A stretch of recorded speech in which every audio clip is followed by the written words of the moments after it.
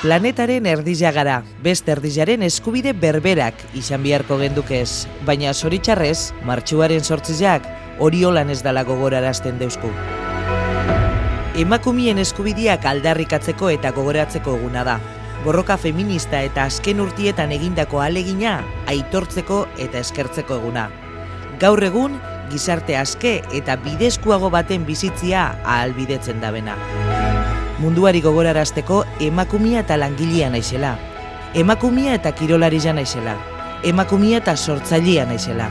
Emakumia eta ikertzailea naizela. Emakumia eta enpresarizua naizela. Emakumia eta ama naizela. Emaztia eta alaba naizela. Baina batez be, gizonen eskubide berberak dodazela. Ez gehiago eta ez gitxiago.